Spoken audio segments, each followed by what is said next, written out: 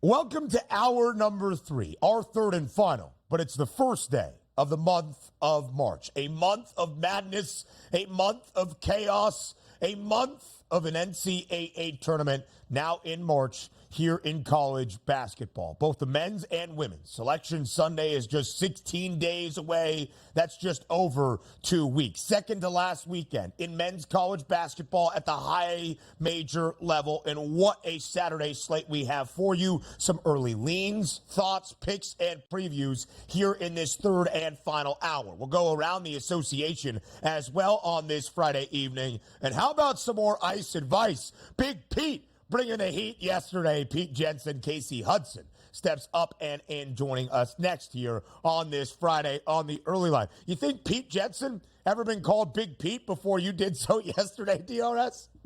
Yeah, absolutely, man. I mean, you got to bring the heat when somebody's like giving you respect out there, saying, look, the guy didn't come on and just talk about the Toronto Maple Leafs here. You got to love it. You got to respect it. And that's why we have people like Pete coming on the network, as well as other great hockey people that will appear here shortly. But I got to say this. I congratulate the people out here. We're in the month of March here, Ben. You made it. Like, the Super Bowl ended, the doldrums of the last 3 weeks here. And how are we going to get through this? Because quite frankly, maybe the best month overall will be March, because at the end of March, we get Major League Baseball. But in between that, we are going to have day basketball routinely for the next 3 weeks, which is absolutely phenomenal. And it starts on Monday here. So congratulate the people out here. Enjoy your weekend here in the first weekend of March. And away we go. Away we go.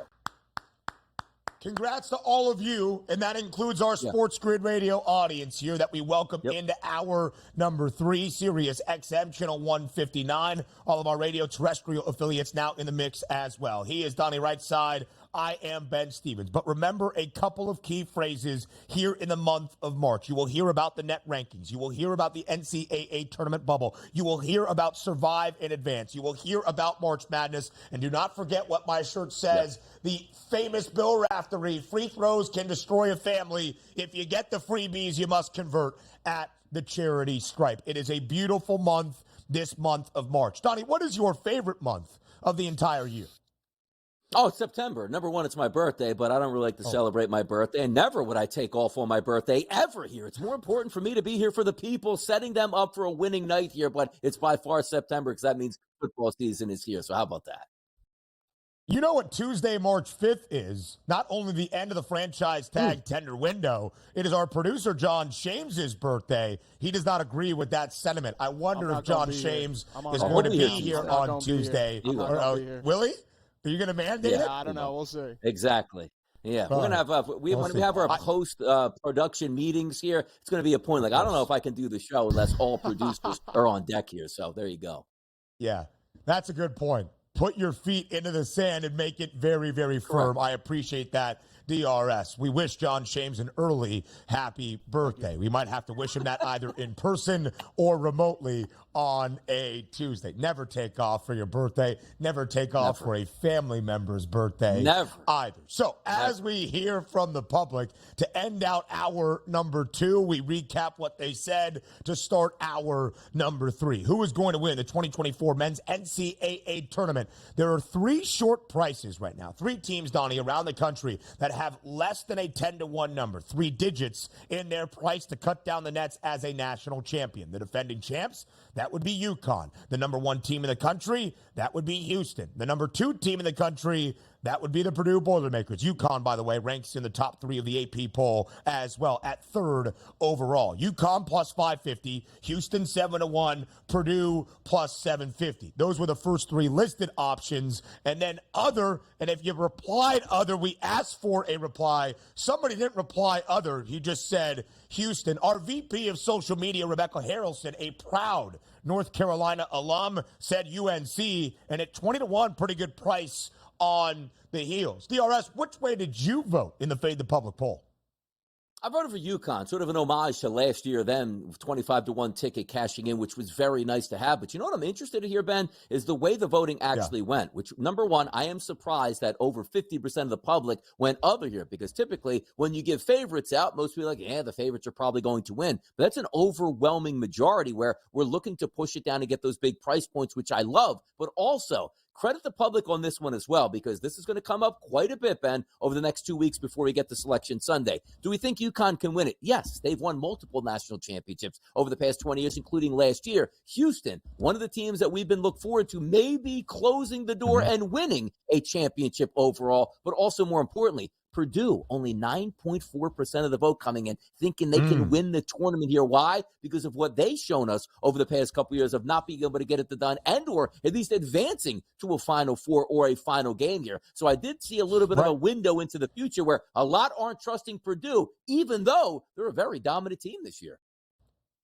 And then let me fade the public, because that's what I did. I voted for Purdue. We talked about our national championship tickets and where we are looking at this point. I have 3 future bets for the Big Dance. Houston will reach the Final Four. They have been to the Final Four in the last 2 years. They have reached the Elite 8, 2 of the past 3 NCAA tournaments as well. I have Auburn to win the title at a bigger 22-1 price, where the Tigers remain at this juncture. And then I have Purdue at a 9-1 number that I bet a couple of weeks ago. In the history of the NCAA tournament, we have seen 2 16 seeds upset a 1 in the round of 64. 2018, UMBC knocked off Virginia. Last year, 2023, FDU, Fairleigh Dickinson, beat Purdue. In the following year for Virginia, in 2019, they actually beat Purdue in the Elite 8 to keep the Boilermakers from the Final Four in a great overtime game in that regional final. And Virginia won a national championship. I think Purdue does the same. And I joke about the trend, and I will use it in the way that I discuss the Boilermakers.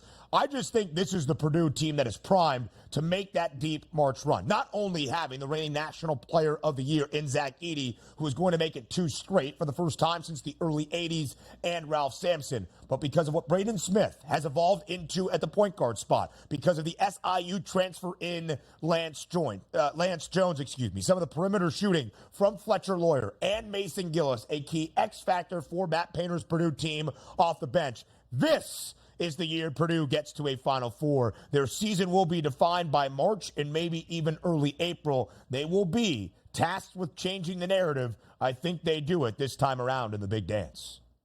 Usually great guard play is what gets you to cut down the nets and win a national championship. We've seen it so many times here, but also in a era where the big man is sort of downgraded here, you have the ultimate big man in Purdue, which usually means this, Ben. Our shots aren't falling from the outside. Hey, what a great option. Throw it down low and have this guy dominate. And even if he gets fouled, to make his free throws. It's all there for Purdue. They just have underachieved. Could this be the year that they actually play the way they're supposed to play and not even overachieve? Just go out and handle your business. Late submission of the Fade the Public poll from Goodfellas Laugh on Twitter. Wisconsin at an 80-1 price. February, not time to wow. Maybe March will be better. Hockey talk. Time to get cold.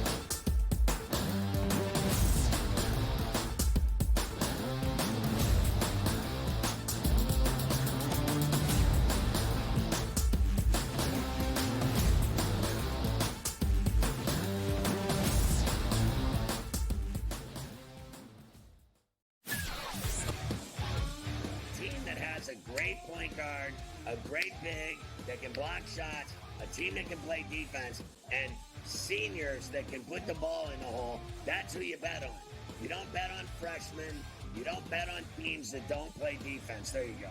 I mean, you got to run the guy over to call a foul in a tie game in that kind of a spot. That was a bad job by those refs. Pharrell Coast to Coast, only on SportsGrid. The Lakers lose by double digits last night on the road in Phoenix against the Suns. The Suns get their first victory following the All-Star break, winning by 10 and covering. Anthony Davis played 42 minutes in that game. LeBron James played 37 minutes in a loss. This is the same thing. It's like repeating this over and over and over. Sure, do you want to win these basketball games? Yes, but you sort of say to yourself, all right, at what cost do we have? The Early Line, only on SportsGrid. Like the Minnesota Wild were down by 2 goals today. They were down by 3 goals, actually, today at one point. And they came back and won. Like teams like, the Edmonton Oilers and the Coyote game went back and forth. The NHL really, you could argue, really is the best sport for in-game betting, where you can pull the trigger on both teams. Sports Rage Late Night, only on SportsGrid. Walked well and tries to cut Your gut says Miami is going to win, and you should take the over. Your gut also said your NFT selfies would only go up in value. They didn't. But your head is on SportsGrid and knows the QB is in concussion protocol. The backup has a 45 QBR against the zone coverage. The New York D has the most sacks in the league. So yeah, trust your head. It's smarter to be on SportsGrid. Anyone that's been to a sporting event, the atmosphere before a game, I think Game Time Decisions has that same exact atmosphere. This is our arena. This is what we do. There is going to be an energy to Game Time Decisions that you will feel night in and night out. The excitement you get when you lock your bets in, when you're figuring out what you want to do, we can zone in on the biggest games each night. I want this to be the place that people come to before the games start so they feel as ready as possible to lock in their cards. We are going to hit every single one of those markets that you need to know about. We're going to go through every single thing, and I've got a great team behind me that's going to help me get the job done. There is not going to be a better place, I promise you, than Game Time Decisions to get that new information, react to it, and be able to then bet accordingly. We will have everything at our disposal, and we will use that to our advantage. I'm Kevin Walsh. Tune into Game Time Decisions from 6 to 8 p.m. Eastern on SportsGrid.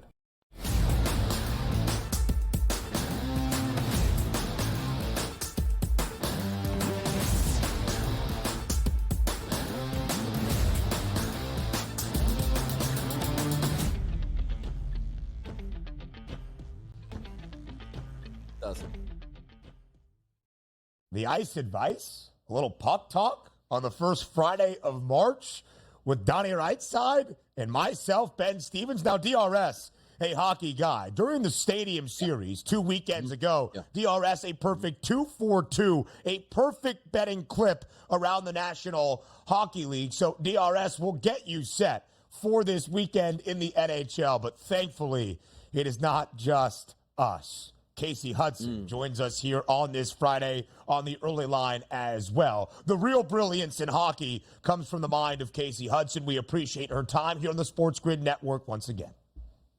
Hi, guys. I know Donnie's psyched to talk about some Flyers hockey. Ready. Finally, some good things going in Philly.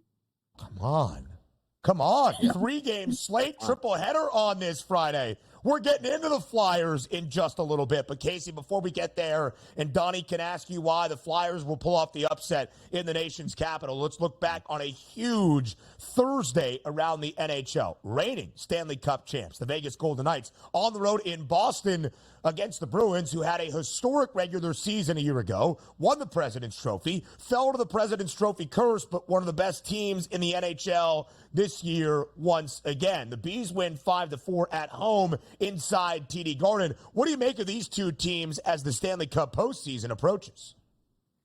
Yeah, a much-needed win for the Bruins, first and foremost, because we've seen them force almost every game into overtime and not be able to really capitalize on staying in those games and pull off those overtime wins. I know a lot of Bruins fans have been extremely frustrated as of late, so beating the reigning Stanley Cup champions and kind of exposing some of their weaknesses was tremendous, but it's not a good thing to gain a massive 3-0 lead in the first period and give that up and let a team almost come back in. That's the theme of the Bruins right now, and they won't get away with that in the playoffs. But they've got a really fast attacking offense. As long as they're not getting messy with the puck, then they have a chance to continue to command the ice. But their problem is that when they have these great passing sequences, they're not able to contain those rebounds, and that's where other teams tend to jump back in and gain momentum in games. Previewed a game yesterday, Kasey, between the Avalanche and the Blackhawks. It was a monster favorite, closing over as a -300 price here, but they easily dispatched of the Blackhawks 5-0, which included Nathan McKinnon, 2 points in that, which included a goal and an assist. Any takeaway from this game, or just as expected, the Avalanche was supposed to roll, and they did? Yeah, the Avalanche, actually, I'm going to have to give them their roses. I think the last couple of times I've had a chance to chat with you guys, I haven't really been a fan of theirs, but they pulled off some tremendous wins versus the top teams over in the West there. They were able to pull off a win versus the Stars and the Canucks. Look, scoring is not their problem. They just have weaknesses when it comes to their face-off circle. They have weaknesses when it comes to their defense. Goaltending has been spotty, as I've said all season long, but if it wasn't for Annunen last night, there's a couple goals that the Blackhawks would have gone, and it would have been a completely different game. Connor Bedard alone had well over 6 scoring chances. So that's just something to keep a close eye on when looking at this game, especially when it comes to playoff and Stanley Cup conversations. They're not protecting their back end well enough to compete, in my personal opinion. But when you've got Nathan McKinnon posting 100 points, you got Mikko Rantanen right there behind him, and of course a great defenseman in Cale Makar, you're going to make waves, but I'm still just not sold on the Avalanche. A 2-point night for Nathan McKinnon. He scored the 5th and final goal for the Avs. As I look at the score for the Maple Leafs and the Coyotes yesterday in Toronto, I would assume with 4 that Austin Matthews got 1, and sure enough, he did. Goal number 53 this year for Austin Matthews. So as we look at the Hart Memorial Trophy, known as the MVP in the National Hockey League, Austin Matthews now, Kasey, has surpassed Nathan McKinnon as the betting favorite to win the Hart this year, plus 170. McKinnon's second best price, plus 210. Your guy, Nikita Kucherov, third best number for the Tampa Bay Lightning at plus 260. If you had to bet it right now, who is your pick to win the Hart? I have to stay with Kucherov. It's so tough because I say this and people immediately think I'm just jumping to team favorite. Nate McKinnon has the storyline to win the Hart Trophy. He hasn't won it yet. He's overcome some massive injuries. He's bounced back as if nothing's ever happened before. So his tenacity and his ability to overcome that adversity should be recognized. Also, though, as I've mentioned, he has Mikko Rantanen to help set him up and be a great supporting cast. He's got other guys on that team. Ross Colton's been tremendous. Miles Wood has been tremendous. The margin between his performance and the next guy up isn't that far off. When it comes to Nikita Kucherov, he's responsible for majority of the Tampa Bay Lightning's points, hitting 100 points first, serving up those assists, also the form and fashion in which he's doing it. He doesn't have another guy in the top 15 in the league as his supporting character. Nathan McKinnon does. Connor McDavid does. Austin Matthews makes the same argument as Nikita Kucherov, but it's still going to be Kucherov in my opinion. Matthews is posting some serious sick goals, but his team's not really in any spotlight of contention right now. So I got to stick with Nikita Kucherov. The way they vote on this case, I think, is very important as well, because if you're taking a look at the points leaders, like Kucherov is at 104 points, only followed by Nathan McKinnon at 100 points. But is it just about goals? Because we know Austin Matthews leads the NHL with 53 goals, but he only has 78 points. You're looking at roughly, 25 or so points higher for Kucherov here. Did the assists get downgraded in concerns with the goals? Is that what we look at? I would think not, because as I said, I think a lot of people are going to lean towards Nathan McKinnon because he's due. I talked with Greg Wyshynski about it the other day, actually, and he was just kind of mentioning between the points that McKinnon's putting up and between the goals as well as assists and the fact that it's just kind of his time, it's an all-encompassing situation. So Nikita Kucherov kind of fits that category as well. When we're talking MVP, we're talking about somebody that can not only post goals, but create opportunities to generate offense, get those sticky assists going. Nikita Kucherov's brilliant when it comes to creating passing lanes. Nathan McKinnon is just as good when it comes to that, and he's a bit bigger. He's got a lot more size. He's got more physicality to his game. So I think versatility will play more into the MVP conversation. And Austin Matthews is great. The goals are great. But I think Nathan McKinnon and Nikita Kucherov and Connor McDavid kind of encompass it more. That's a great question. Only one that a hockey guy could ask in Donnie Wright's side, and of course a great answer from Kasey Hudson. A matchup last night, Kasey, in Dallas between the two top teams in the Central Division, one of the two divisions in the Western Conference. Dallas gets the win, 4-1 on home ice. They were booked around a minus 160 home ice favorite against the Winnipeg Jets. So now Dallas with the 2 points, 81 to lead the Central. Winnipeg 2 points back with 79, tied with Colorado after the big victory for the Avs on the road in Chicago last night against the Hawks. Do you consider, Kasey, both Dallas and Winnipeg true contenders out west? Not both. I was so high up on the Jets coming into this year. After All-Star break, they've just kind of been extremely inconsistent. Their defense has kind of been falling apart, and Connor Hellebuyck is so sick of being one of the strong parts of that team and having to come up in between the pipes consistently in order for them to have decent games. It's exhausting for a goalie. So they've kind of dropped off for me. The Stars are playing poetic hockey right now. They just have this way of attacking where there's always a guy behind them to control and manage the puck if they have a tendency to lose it. And that's how they beat the Jets last night. They just have this sweeping formation. As one guy comes in penetrating up the middle of the ice, somebody else is behind him to execute, and that's how they loaded up goals. great veteran presence there. I noticed that was a similar recipe with the Tampa Bay Lightning, just enough veterans that are still close enough to the young guys that are making an impact. Great performance last night by Logan. Wyatt Johnson, great performance. Jamie Benn coming to life. You got so many pieces there, and you have scoring depth. Their biggest asset is going to be making sure that Ottinger can show up for them as a goaltender so that they can continue to push through and prevail into playoffs. Now, listen, I know the standard is normally I ask the final question if we get under a minute, but Donnie, right side, the Flyers, one of 6 teams in action tonight. The floor is yours, my friend. Some are saying here, Kasey, the game of the year, maybe the game of the decade tonight in the nation's capital. Those Philadelphia Flyers taking on the Washington Capitals as a slight favorite for the game of the year analysis. Who takes this game, Flyers or Capitals? I'm edging the Flyers. They've got the better defense. They're starting to run up more than 2 goals per game. And the Capitals are still kind of trying to find ways to score between the shots on goal that Tippett puts up, between Konecny, between that defense, Sealer and Walker. They've just got all the components to top this off. Yep, makes sense. That's how you break down a game. The game of the decade in 20 seconds. Kasey, thank you. More on the early line up next.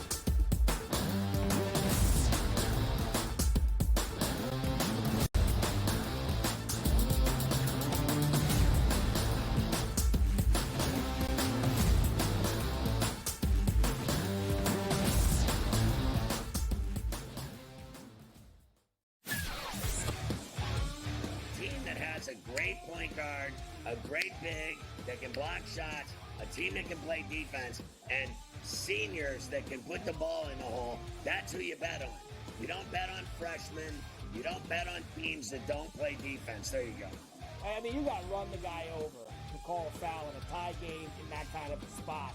That was a bad job by those refs. Pharrell Coast to Coast, only on SportsGrid. The Lakers lose by double digits last night on the road in Phoenix against the Suns. The Suns get their first victory following the All-Star break, winning by 10 in covering. Anthony Davis played 42 minutes in that game. LeBron James played 37 minutes in a loss. This is the same thing. It's like repeating this over and over and over. Sure, you want to win these basketball games? Yes, but you sort of say to yourself, all right, at what cost do we have? The early line, only on SportsGrid. Like the Minnesota Wild were down by 2 goals today. They were down by 3 goals, actually, today at one point. And they came back and won. Like teams like, the Edmonton Oilers and the Coyote game went back and forth. The NHL really, you could argue, really is the best sport for in-game betting, where you can pull the trigger on both teams. Sports Rage Late Night, only on SportsGrid. Your gut says Miami is going to win, and you should take the over. Your gut also said your NFT selfies would only go up in value. They didn't. But your head is on SportsGrid and knows the QB is in concussion protocol. The backup has a 45 QBR against the zone coverage. The New York D has the most sacks in the league. So yeah, trust your head. It's smarter to be on SportsGrid. Anyone that's been to a sporting event, the atmosphere before a game, I think Game Time Decisions has that same exact atmosphere. This is our arena. This is what we do. There is going to be an energy to Game Time Decisions that you will feel night in and night out. The excitement you get when you lock your bets in, when you're figuring out what you want to do, we can zone in on the biggest games each night. I want this to be the place that people come to before the games start so they feel as ready as possible to lock in their cards. We are going to hit every single one of those markets that you need to know about. We're going to go through every single thing, and I've got a great team behind me that's going to help me get the job done. There is not going to be a better place, I promise you, than Game Time Decisions to get that new information, react to it, and be able to then bet accordingly. We will have everything at our disposal, and we will use that to our advantage. I'm Kevin Walsh. Tune into Game Time Decisions from 6 to 8 p.m. Eastern on SportsGrid.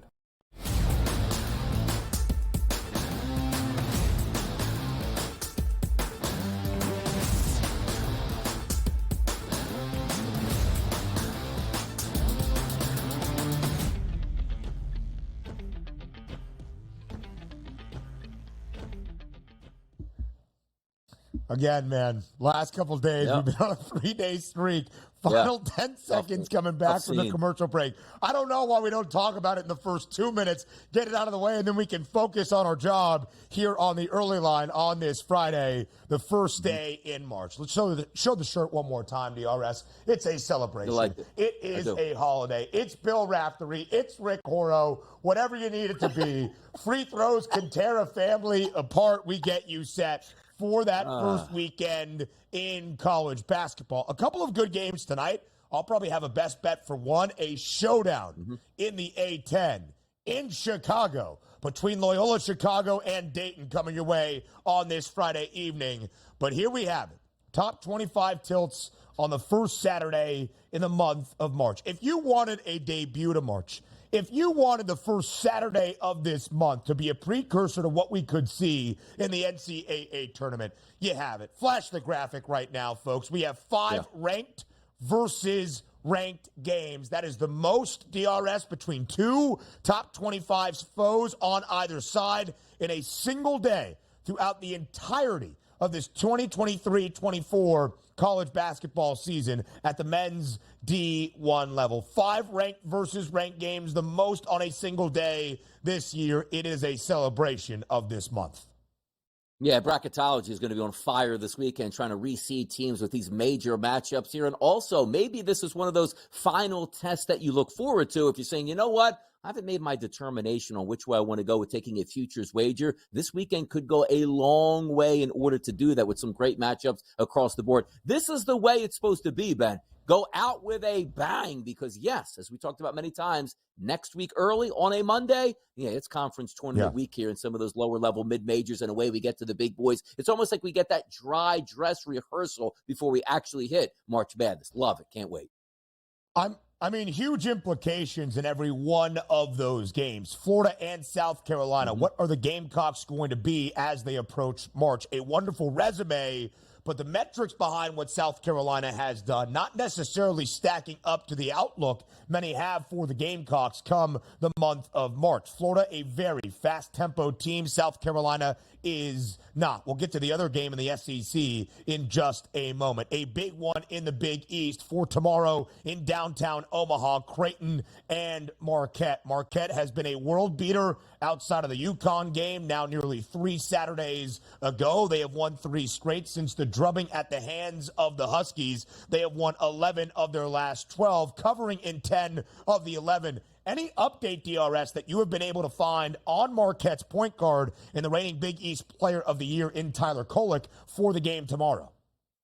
No, not much here. Usually we get the blast there from the national accounts, but the one thing that we're probably banking on here is odds are always going to be changing, specifically even on rumored moves, meaning how serious the injury is at this point. Also keep in mind, they got a tough game tomorrow, Marquette. They could lose that, and maybe the books are already getting ready for a possible loss tomorrow and maybe a slip up down the stretch, because the one thing we know about Marquette, do you want to end the season fantastic? But what's more important? We talk about in the NBA all the time, Ben. How healthy can you be with your superstar players when the games actually matter, which means if you lose, you go home. So maybe a slow approach to Marquette. And this is the reason why we're not all that excited to fire on some of these teams just yet. If I tell you right now, hey, by the way, Ben, I think Kolek's going to be ready for March Madness here, but they're going to lose 2 out of their final 3 games and get dropped in the second round of the Big East tournament. You're not going to care if Kolek misses those games when he's fully healthy once March Madness starts and you get a 30-1 price as opposed to a 20-1 price. So hold on tight, people. Those numbers will come in sooner than later, but we're looking at some injury information that we don't quite have any clarity on just yet for Kolek.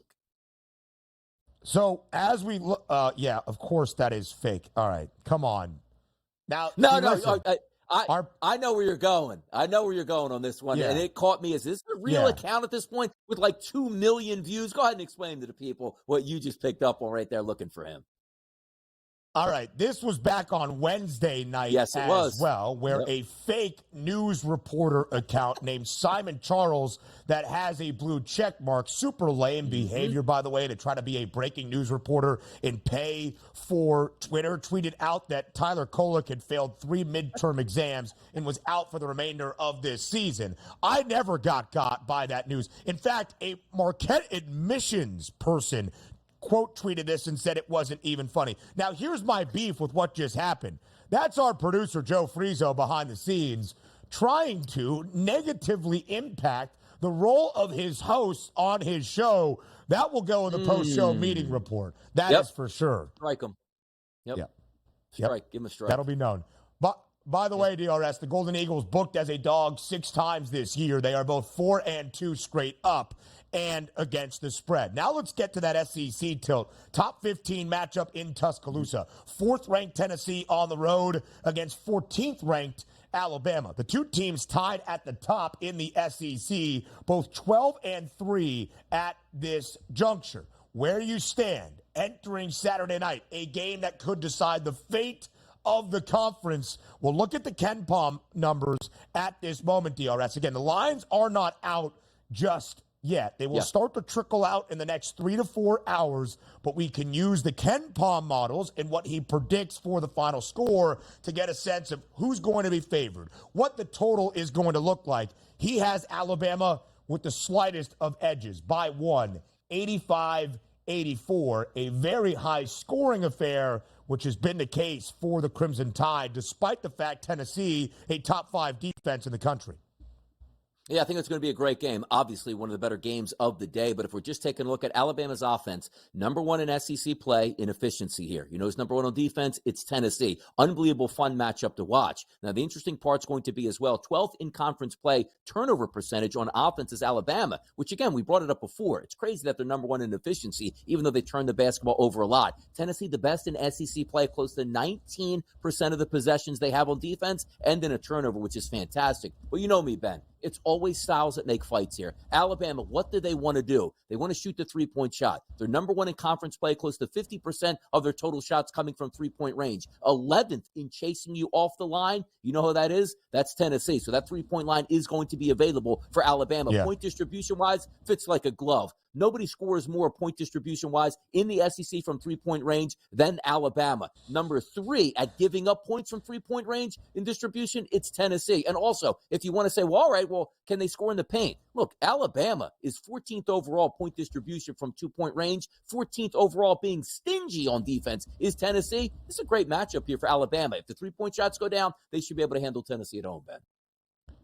Yeah, listen, I would give the edge to Alabama. I think they'll end up being booked as a 1.5, 2.5 point favorite against the Volunteers. 85-84. That tells me the total is going to be in the high 160s or low 170s. Alabama has played 28 games this year. The Tide have gone over in 21 of them. They have the highest over percentage for high major college basketball programs out of 362 D1 teams this year. Tennessee and Auburn, despite both being very good defenses, screamed to the over earlier this week on Wednesday night. And again, Donnie, 2 teams in the SEC battling for that top spot as the odds makers would see it. And the result on Saturday night in Tuscaloosa might be that defining edge. Tennessee, minus 115. Alabama, also in minus money, minus 105.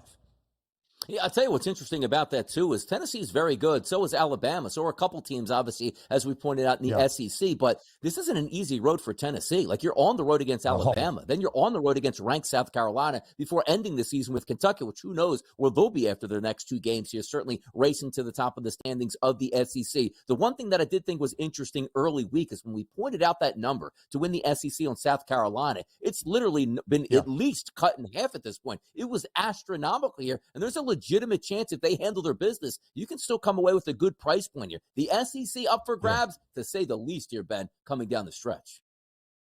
20-1 on South Carolina to win the SEC. They're only a game back, and they have Tennessee at home in the middle of the week. They've already beaten the Volunteers this year. They did lose to Alabama in what those tiebreakers might look like for the top spot in the SEC. A bunch of other games throughout the weekend that are sensational as well. UConn will host Seton Hall on Sunday. Number 1, Houston, a perfect 1-0 in its first week as the top team in the land, heads to Norman tomorrow to take on Oklahoma. Michigan State and Purdue in West Lafayette. What a banger of a game that is going to be in Big Ten country. But we would be remiss if we did not mention Caitlin Clark's pursuit of history once again. Another day, another record for Caitlin Clark. She needs just 18 points, to score 3,668 in her career. That would be the all-time D1 scoring leader, either man or woman, in college basketball. She would surpass Pistol Pete Maravich, and it is going to come in an incredible atmosphere on Sunday inside Carver Hawkeyes. 6th-ranked Iowa hosts 2nd-ranked Ohio State. The Buckeyes have already wrapped up the Big Ten regular season crown. They have won 14 straight games, including a victory over Iowa just over a month ago in Columbus. Clark scored 45 points in that game. Here are the methods in the quarter of which she is going to score that 3,668th point to pass Pistol Pete. The second quarter has the minus money at minus 185 to set it with another three-pointer DRS. That's minus 160.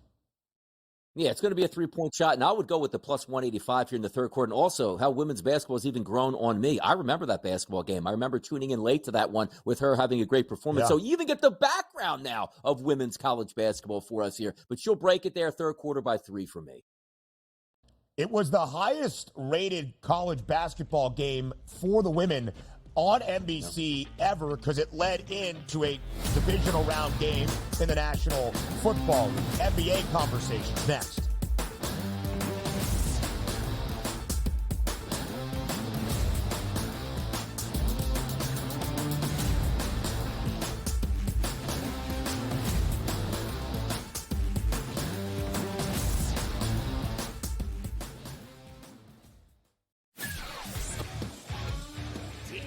A great point guard, a great big that can block shots, a team that can play defense, and seniors that can put the ball in the hole. That's who you bet on.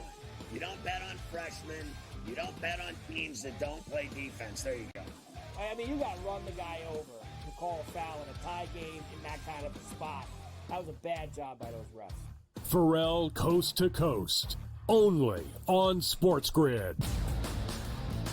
The Lakers lose by double digits last night on the road in Phoenix against the Suns. The Suns get their first victory following the All-Star break, winning by 10 in covering. Anthony Davis played 42 minutes in that game. LeBron James played 37 minutes in a loss. This is the same thing. It's like repeating this over and over and over. Sure, do you want to win these basketball games? Yes, but you sort of say to yourself, all right, at what cost do we have? The Early Line, only on SportsGrid.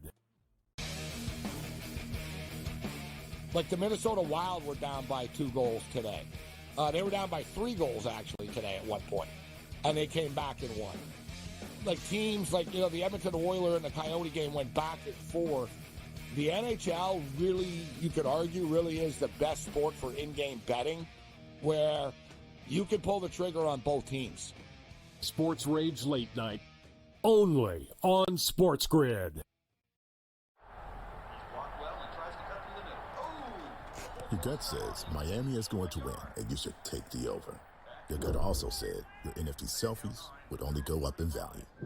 They didn't. But your head is on SportsGrid and knows the QB is in concussion protocol. The backup has a 45 QBR against the zone coverage. The New York D has the most sacks in the league. So yeah, trust your head. It's smarter to be on SportsGrid. Anyone that's been to a sporting event, the atmosphere before a game, I think Game Time Decisions has that same exact atmosphere. This is our arena.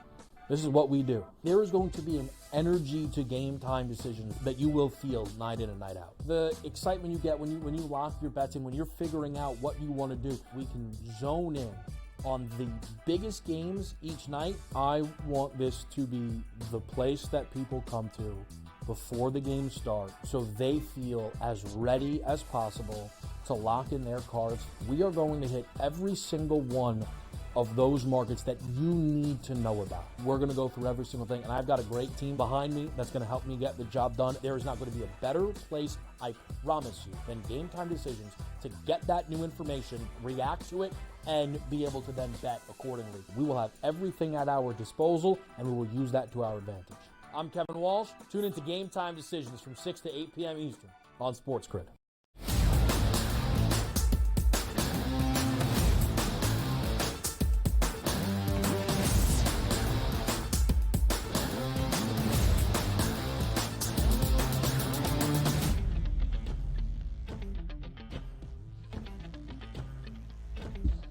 March can mean many things to you, but really it means basketball. We have talked a ton about college hoops here in this third and final hour. Now we go back to the association. Less than 25 games remain, DRS, for every team, all 30 around the NBA. This is this playoff push. This is the home stretch of the NBA's regular season, and a big Friday night slate around the association. Headlined by the best team in basketball, the hottest team in the NBA. That would be the Boston Celtics, the best record at 46-12. The NBA and Eastern Conference title favorites. And, of course, they have won the most games in a row. The longest active win streak in the NBA. Make that 9 straight for the C's. Tonight they host the Dallas Mavericks at home inside TD Garden, where Boston is 27-3 this year, reflected in the spread, double-digit line in favor of the C's. Yeah, this is a tough one here because I think it's easy. We had the coach on earlier as well. Don't you see the Dallas Mavericks and say, well, if I'm going to get Luka Doncic and Kyrie Irving, I'll take my chances anywhere, let alone getting double digits. But when we're reading lines, as we did yesterday, let's just say the Golden State Warriors, you know what? The Warriors at home as a 4.5-point favorite would have made sense. But now they were a 4.5-point favorite on the road in the Garden, and they won going away by double digits. For my money in this game, probably stepping away from it and not betting here, but it's hard to pass up the 10. But if you're just analyzing that number, that's why it's a 10 for a reason. They don't just pick that out of a hat. You're going to get 2 star-studded lineups here on both sides of it. The 235.5 in that range, I do think has a legitimate chance to go over. But if you said, Donnie, you had to pick a side in this one where you're betting, I'll fall for the trap. I'll take the 10 points with the Dallas Mavericks. Yeah, I would think so as well. Boston, in this 9-game win streak, has only covered in 5 of those 9 wins. They have been booked as a double-digit favorite 5 of these 9 games in the win streak as well. But the C's have covered in 4 straight, twice as a double-digit favorite. They have also covered in all 3 consecutive victories since the All-Star break. Total tonight at 235.5. Boston under in 3 of its last 4 games. Dallas had gone under in 4 straight, in 8 of its last 10, but the Mavs have gone over in 2 consecutive, including a game in Toronto on Luka Doncic's 25th birthday earlier this week, in which they scored 136 and gave up 125. Luka has been going nuts all year long, but since the All-Star break as well, 30 at least in every game, 32.5 his points prop tonight. Interestingly enough, no points props for anybody else on Dallas listed at this moment. Jason Tatum, 26.5. Jaylen Brown, 22.5. Kristaps Porzingis, 20.5. Derek White, 14.5. And Drew Holiday, 11 in a hook. Those are the numbers available at this moment. The Milwaukee Bucks have won 4 straight since the All-Star break. The Milwaukee Bucks have covered in all 4 games. The Bucks have gone under in all 4 of those victories as well. The NBA All-Star Weekend bump for Milwaukee. Dame wins the 3-point contest. Then the Eastern Conference, captained by Giannis Antetokounmpo, coached by Doc Rivers, pulls the upset over the West, and Damian Lillard wins the NBA All-Star Games MVP. It was a joke. Now it might just be reality. The Bucks a 4-point road favorite in Chicago tonight inside the United Center. Total at 221.5. Yeah, can the Bucks be this good, right? That's the question here, because there were a lot more questions on them being bad, and did Doc Rivers make the right moves here? And coming out of the All-Star break, if they don't get it together, would they just fade away? Now, granted, they're still, 8 games back of the Boston Celtics. They're not going to catch them. But quite frankly, I don't think the Milwaukee Bucks care at this point. They're just looking about themselves and playing great basketball. And I always get back to that All-Star break post-game press conference, just maybe one of those conferences where you're allowed to just ask them questions. Giannis basically said, I can't wait to get back to work here. And, I think we have a good basketball team. We just have to put it together. And they've done that. So my question is going to be is the Chicago Bulls still have a formidable lineup. They're at home. They're going to put up a fight. And is it one of those lines that you look at? Is it too easy? Hey, man, let me take the Milwaukee Bucks here at -4. They're playing great basketball. Should easily be able to dispatch the Chicago Bulls, and also a lower total around that 221.5. I'm going to go ahead and take the Chicago Bulls here at home, because are we seeing and are we believing what we are for the Milwaukee Bucks, which means they should easily dispatch of the Chicago Bulls. And why is that line so low? Give me the points here tonight with the Chicago Bulls. I'll go contrarian here, where they could pull up the upset on their home court. Listen, I think it's a really good idea from the handicap perspective. Does the luck run out? Not the luck, but does the hot streak run out for Milwaukee, where that line maybe should be a little bit bigger than it is? Is that what the number is saying? Or are the odds makers still hesitant to fully back the Bucks at this moment with the complete turnaround? Because Milwaukee entered the All-Star break, the second worst covered team around the association. They've won 4 straight. They have covered in all 4 as well. Chicago, a good underdog this year, though, 18-15-1 against the number. Another good underdog, the Sacramento Kings, 11-8 against the spread. The Kings on the road against the Western Conference's top team tonight. The Minnesota Timberwolves at home will welcome in Sacramento. The T-Wolves booked as a 6.5-point favorite, over under 224.5. Sacramento likes pace. Minnesota likes defense. What wins out tonight in the Twin Cities? Yeah, I was a little bit disappointed here. Last time, take a look at the Kings, figuring they can hang around with the Denver Nuggets and weren't able to do so. Now, granted, the game was in elevation, but this game's still a road game. And also, let's take into account, you don't think the Minnesota Timberwolves were watching their televisions last night and watching OKC get beat in an upset and now saying, we can't afford to drop back now. Let's take a stranglehold on this number 1 overall seed here in the Western Conference. That plays into, and also, that's a strong number for the Minnesota Timberwolves. Looking at their anticipated starting lineup tonight, the stars are there. Conley, Edwards, McDaniels, Towns, and also Gobert. Give me the Minnesota Timberwolves here. And this sort of you're not supposed to do this, but I'm a little bit down on the Kings from what I've seen here. Give me the Timberwolves at home to hold serve and say, you know what, OKC? We are the best team here in the West here. At least we are the number 1 seed, and that's what we're fighting for. Listen, I'm not down on the Kings. I still expect them to be there. I think they're still a very good cover team when booked as a dog. But much like my thought a couple of nights ago at altitude in Denver, that line was 7.5. This one is 6 and a hook. It feels like a strong Minnesota number. A full game up right now, the Timberwolves over the Oklahoma City Thunder. A 1.5 advantage for Minnesota over the reigning champs in Denver, still for that top spot. But you said something. The Stars there tonight in Minneapolis. I think the Stars put on a show. Anthony Edwards, 34 points in the recent win for the Timberwolves. I think he gets 30-plus once again. It's an even money price at plus 100. His points prop tonight, 28.5. A rematch of a game we saw just 2 nights ago in Indianapolis. Now we change venue, but between the same teams, it's the Pacers and the Pels. The Pelicans were a 4.5-point road underdog in Indy, despite being at full health with Brandon Ingram, C.J. McCollum, and Zion Williamson.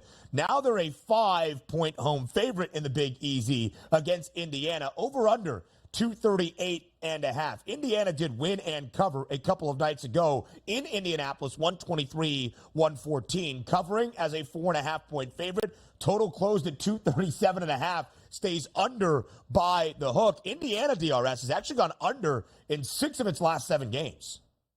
Yeah, we were worried about back-to-backs. We're not worried about that anymore here between the Pacers and the Pelicans. Also, Valanciunas didn't play, I don't think, very long in that last game. He is due to still be in the starting lineup tonight, so it looks like both sides are full go and ready. So if we're looking at that -5, I thought the Pelicans would be able to beat the Pacers in their last game, weren't able to do so. I think they can return the favor on their home court, but I'm actually more impressed here and trying to lean on that over 238.5, because if we are going to get tempo that we know we like with the Pacers, the Pelicans certainly can engage in that and also get into a high-scoring affair. I think we get into the 240s with total points in this game tonight. I think that's the better play than taking a side. Even though I do think the Pelicans are the better team that can win, I'll take that total over 238.5. Yeah, I think we see some pace tonight as well in the Big Easy. A couple of other games that stand out on the NBA card. I believe there are 9 games on this Friday. Can Golden State keep the good times rolling? They have won 4 of 5 since the break, 13 of their previous 16, a 3.5-point favorite. Second leg of a road back-to-back on the East Coast. From New York, they go into Canada to take on the Raptors tonight.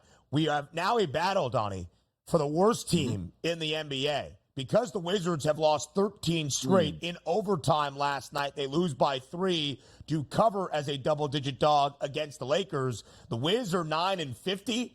The Detroit Pistons went into Chicago, or maybe they were home. I don't know. They beat the Bulls a couple of nights ago. They now no longer have the worst record for the first time probably since the end of November. The Pistons 9-49. The Wizards 9-50. Detroit at home, a 9-point dog against Cleveland. Washington remains in Los Angeles, 15-point road dog. Second leg of a back-to-back against a pissed-off Clippers team that has dropped 3 of 4 since the All-Star break.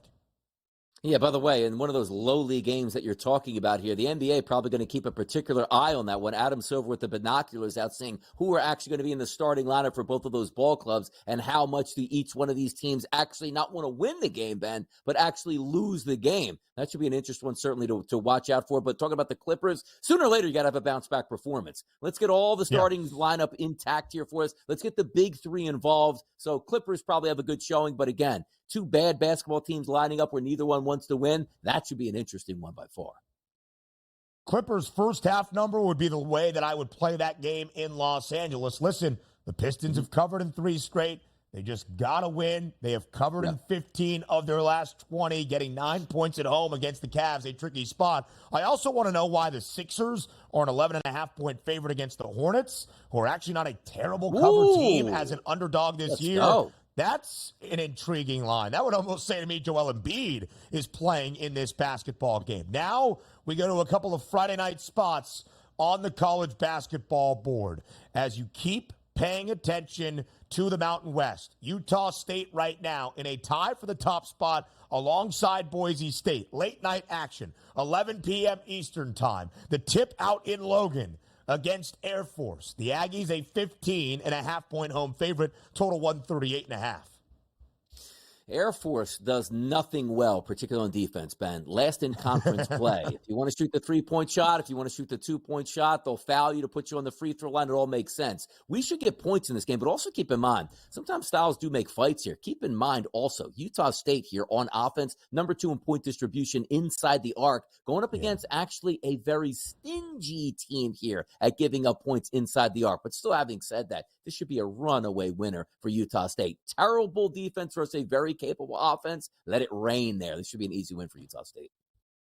Air Force pulled off an unlikely upset last weekend on the road in New Mexico against a potential tourney team in the Lobos led by Richard Pitino. I don't think that happens tonight. Utah State trying to keep that edge as the top team in the Mountain West. Again, 11-4 in conference at this moment. Tied currently with the Boise State Broncos. Air Force, 4th slowest tempo in college basketball. I would lean with the under of 138.5 as well. Here's one I cannot wait to see in the Atlantic 10. Dayton, Loyola, Chicago. In Chicago tonight. Even money plus 100 for the Ramblers on the money line. They have won 7 straight. They have covered in 7 against a top 25 team in the Flyers led into this game against the Ramblers this evening. And by the way, Dayton lets you shoot the 3-point shot, so maybe it just comes down to if you're Loyola, make your 3-point shots at home tonight. You can pull off this victory here. So a little Loyola action. Give me Ramblers tonight going up against Dayton, Ben. How about that? I would take Loyola Chicago as well. An underdog 5 times in A-10 action. They have covered in 4 of the 5. They have won outright in 3. I have a feeling I will mention that game once more when we give you a best bet for this Friday. Live right here on the early line to round out our Friday in the opening day of March. Up next from the SportsGrid Network.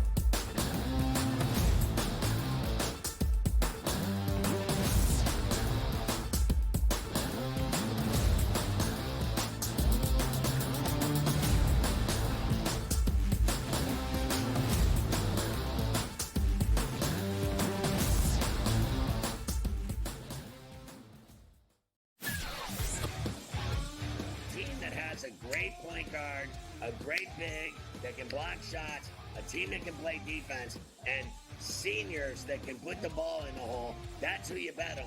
You don't bet on freshmen. You don't bet on teams that don't play defense. There you go. I mean, you got to run the guy over to call a foul in a tie game in that kind of a spot. That was a bad job by those refs. Pharrell Coast to Coast, only on SportsGrid.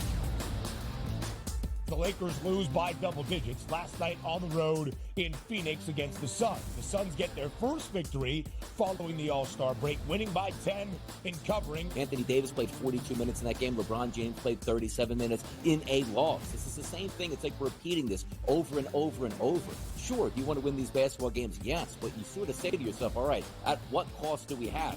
The early line, only on SportsGrid. Like the Minnesota Wild were down by 2 goals today. They were down by 3 goals, actually, today at one point. and they came back and won. Like teams like, the Edmonton Oilers and the Coyote game went back and forth.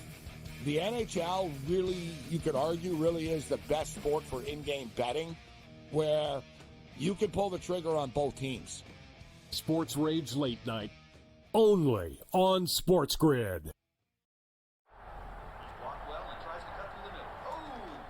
Your gut says Miami is going to win, and you should take the over. Your gut also said your NFT selfies would only go up in value. They didn't.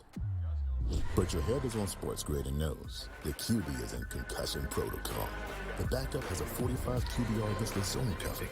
The New York D has the most sacks in the league. So yeah, trust your head. It's smarter to be on SportsGrid.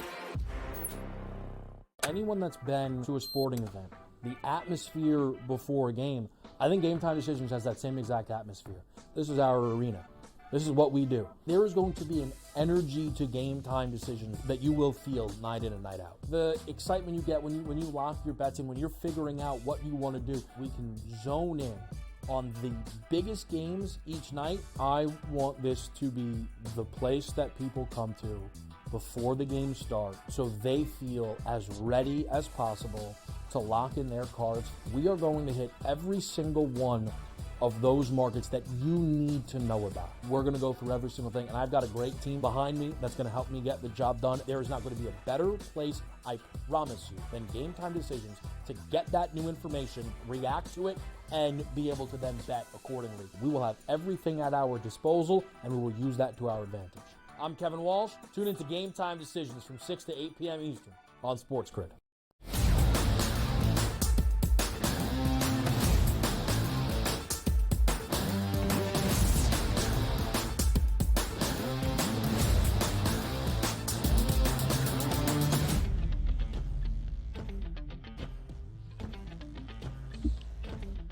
What a Friday it has been, live right here on the early line. It is March. What a week it has been all across the SportsGrid network. I am Ben Stevens. He is Donnie Rightside. And even if we go for the next few days over the weekend before we see you on Monday, the SportsGrid app is always there. You can download it at the Apple or the Play Store. Scan that QR code on your screen.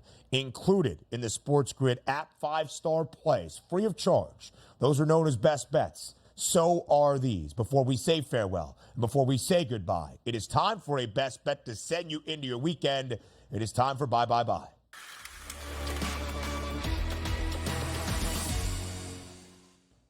Donnie Rightside, 9-game slate in the NBA, a ton of college basketball. Your Flyers on the ice. What do we like on this Friday evening?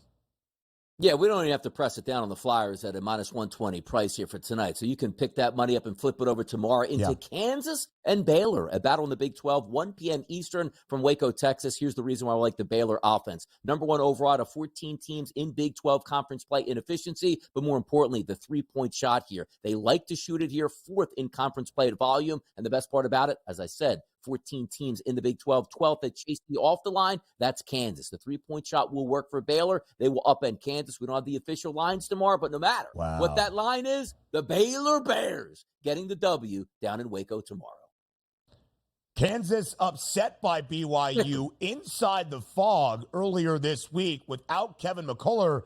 Without Kevin McCullough, it could be a little bit dicey for Bill Self and company tomorrow in Waco. Who would I be on this first Friday of March, on the first day of March, if I did not give you a college basketball best bet on this Friday? What a showdown we have in the A-10 tonight in Chicago. It's Loyola Chicago against the best team in the conference. That would be 21st ranked, the Dayton Flyers. Over 137.5. Loyola had won 7 straight. That came to a close earlier this week. But as a dog 5 times in conference play, they have covered in 4, over in 4 or 5 as well. We'll see you Monday. Have a great week.